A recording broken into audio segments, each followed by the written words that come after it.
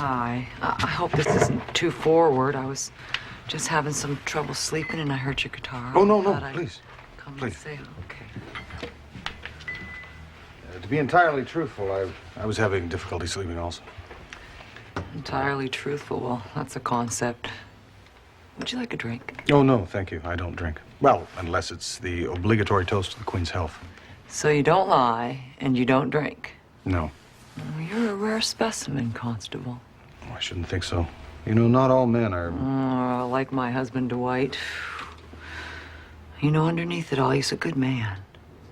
He wrote my first hit song, Scaredy Cat. We never call it by the title, though. We've always just called it the tune. But I'm grateful for that song. How did you get started singing? 16 years old, first time I stepped foot on a stage. Flin Flon, Manitoba.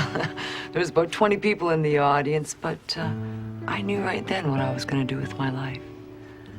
It just seems so far away now. It's gotten so complicated.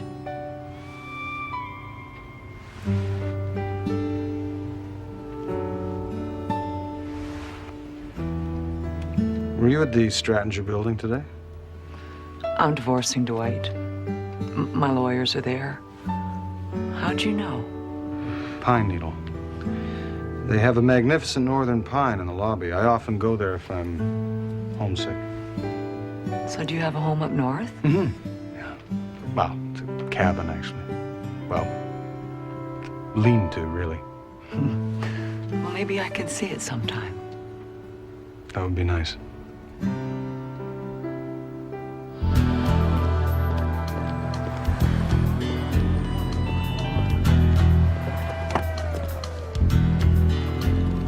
Let's see what Mr. Dunn has in his knapsack. Tracy Jenkins poster. Tracy Jenkins tape. Pair of silk stockings. I don't even want to know.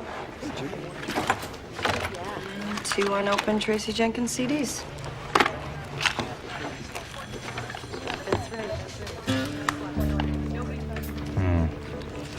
Excuse me.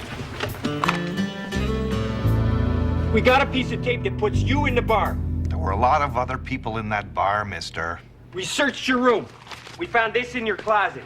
Newspaper clippings. It seems the deceased had some trouble with the law, which you used to blackmail him, which he got sick of, which forced you to kill him. I didn't kill him. You didn't. No. No, he didn't, Ray.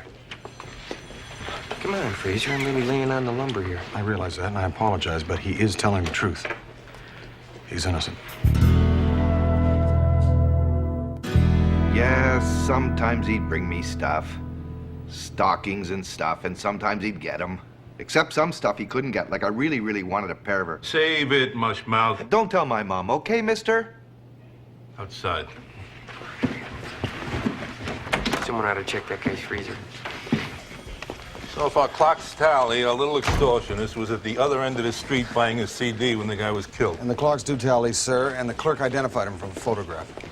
Dutch, set Carver free, please. Coffee? So if the killer's not Carver, then it's got to be somebody who knew Carver was going to meet Earl. Well, not necessarily. I mean, the killer could have just followed Earl and then killed him when the first opportunity to do so presented itself. Okay, someone tries to kill the star, then somebody does kill the star's bodyguard. Come on, Fraser. No connection? The peroxide, the letters, the silk stockings. The guy's a pervert. Well, I agree he's a pervert. He's also an extortionist. Ray, I do not believe that Mr. Dunn had anything to do with either shooting. Maybe someone's trying to frame him. Like, let's look at the husband. There's rumors of a divorce, right? If they get a divorce, he gets nothing. That's a motive. Okay, where's that leave Earl? Well, perhaps Earl was in on the plan to murder her, or perhaps he found out about it and he was using that to blackmail Dwight. Is that what you were thinking, more or less? Exactly what I was thinking. Okay, let's run Dwight on the computer. I already did. There's nothing. I mean, unless he's got an alias. Dwight Jones, born Dwight Parsons, changes his name after tracking his birth parents to a trailer park in Louisiana in 1979. Okay, thanks. Meets Tracy Jenkins, March 4th, 1981, at the 16-Acre Lounge, Nashville, Tennessee. She, a cocktail waitress. He, a disc jockey with a criminal record for fraud and assault. Okay, that's good. Tracy is nothing if not loyal. Her current manager, George Monroe, was the former owner of the 16-Acre Lounge. And her band leader, Muddy Johnson, was the guitarist in residence. You can shut up now. From her earliest days, Tracy displayed a determination to conquer adversity. Close your packing hole. She played it till her fingers bled. That's just the kind of person she is. Miss Jenkins! Miss Jenkins! It's Constable Turnbull! Woo! Miss Jenkins! Miss Jenkins! Oh dear. Music hall. She says she's going to music hall. Constable Fraser. Constable Fraser. Constable Fraser. Their taxes don't differ, No, they don't. and their water's the same. But in one you get comfort, in the other house shame. Somebody call up Wilkinson, Howard, and Summerling and sign this act up. Excuse me, Wilkinson, Howard, and Summerling, aren't they in the Strattinger building? Yeah, on Michigan Avenue, yep. I thought they were divorce lawyers. No, not divorce lawyers. Nothing as tawdry as that. These guys are talent managers. High-powered, low-key. Remember the Unplugged fad? That was them. They created it. They're taking on some of the biggest acts in the business. That's right. Like Tracy Jenkins. Fraser, come on. Turnbull's got his pumpkin pants in and I think Tracy's going to make that date at the music hall tonight. And excuse me, boys. That old mule Rivers and me, Walter Brennan. $50. Cough it up.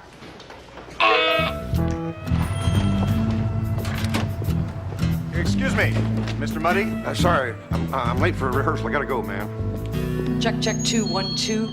I need a bit more monitor there, okay? Check 2 2 2 1 2. Where the hell is Muddy? Ooh, 16 acres, boys. Well, I'll tell you, that was a bad dive on the bad side of Bad Street. Nobody had a dime back then. We'd all go down to the A&P grocery store and shoplift some bologna and crackers, play a couple of songs for free beer. Life was good. Tracy was just a kid back then, man. And we was all crazy about Tracy, man. Especially old George. Was George involved with Tracy? Yeah, except she didn't know it. Tracy had a thing going on with Dwight, but old George hung in there anyway.